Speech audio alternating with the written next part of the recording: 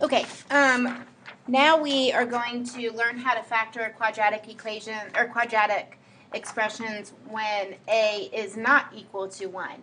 Here we can see that we have a value for a other than 1. Remember, we're still following the ax squared plus bx plus c, which is standard form of a quadratic equation. Now, one thing we do notice when you look at 15, 27, and 6 is that they're all multiples of 3. So go ahead and factor out a 3. And if we factor out a 3, we're going to be dealing with smaller numbers, so it's going to make it a little easier. So if we factor out a 3, we're left with 5n squared minus 9n minus 2. Okay, so this 3 is just going to come down here and be put in your answer. You don't have to do anything else with it. It's factored out, it's just hanging out, and you're not dealing with it again until your actual answer.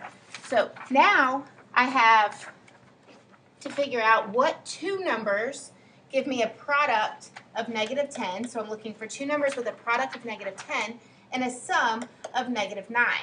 So two numbers that have a product of negative 10 and a sum of negative 9. Now, since I have a negative product, that means one of my numbers must be positive and one must be negative. And because I have a negative sum, that means my larger number is going to be the negative one. So when I figure this out, I come up with the two numbers of negative 10 and positive 1. Now, when multiplied together, those two numbers give me a product of negative 10. And when added together, I have a sum of negative 9. I'm going to use those two numbers to rewrite this middle term. I'm going to rewrite negative 9n as negative 10n plus 1n. Now I'm just going to bring down my other terms. So I have 5n squared, and then on the right side I have minus 2. So I have 5n squared minus 10n plus 1n minus 2. Now I'm going to group. I'm going to group my first two terms together, and I'm going to group my second set of terms together. And within each grouping, I'm going to pull out my greatest common factor. Now, my greatest common factor between 5n squared and negative 10n is going to be 5n. And if I factor out a 5n, I have n minus 2. Now, I need to factor something out of 1n minus 2. The only thing they have in common is a positive 1. So I'm going to factor out this 1, and I'm left with n minus 2. Now, I want the same binomial here. And because I have that binomial, I can factor that out. So now I'm factoring out that n minus 2. And what remains is 5n from my first term, right here, plus 1 from my second. So this 5n goes here, and this plus 1 goes there. Okay? So 3 times n minus 2 times 5n plus 1 is the factored form of 15n squared minus 27n minus 6. The next trinomial that we're going to look at is your problem number 14, 6x squared plus 7x minus 49. Now I have nothing in common that I can pull out between 6, 7, and 49. So I'm just going to start, and I need two numbers whose product is 6 times negative 49, which is negative 294, and whose sum is a positive 7. So a product of 294 and a sum of 7. Well, those are going to be some pretty ugly numbers. So let's just think about this numeracy here. What are the factors of 6? Well, the factors of 6 could be 1 and 6 or 2 and 3. And my factors of 49 are either 1 and 49 or 7 and 7. So if I think about, I'm going to write it in a different color. If I think about this, 6 can be broken down as 2 times 3, and 49 is broken down as 7 times 7. So the total, everything, is broken down. 294 is 6 times 49, which is 2 times 3 times 7 times 7.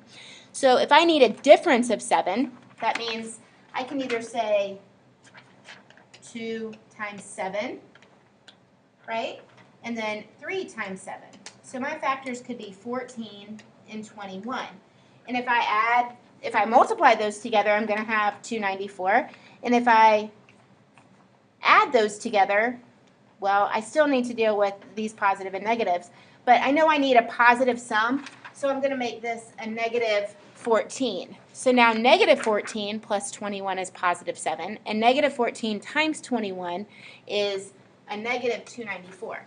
So I'm good with this. I know my two numbers. So I'm going to rewrite that 7x using negative 14x and positive 21x.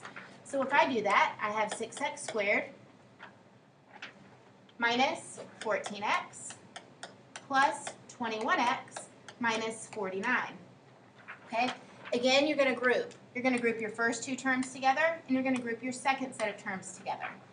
Now, within that first grouping, the greatest common factor that I can pull out is a 2x. And if I factor out a 2x, I'm left with 3x minus 7. Now, between 21x and negative 49, my greatest common factor is a 7. And if I factor out a 7, I have 3x minus 7. So now I have this common binomial factor. And remember, that's what we want. I'm going to change colors so it doesn't run into this other bit. So if I pull that common factor out, I have 3x minus 7. And then what remains from my first term is 2x. And what remains from my second term is plus 7. And so that will be the factored form of 6x squared plus 7x minus 49. Go ahead and try the rest of your problems. It's going to take a little bit of time. And if you have any questions, you can shoot me an email or ask in class on Thursday. Thank you. Or the next time I see you. Have a good day.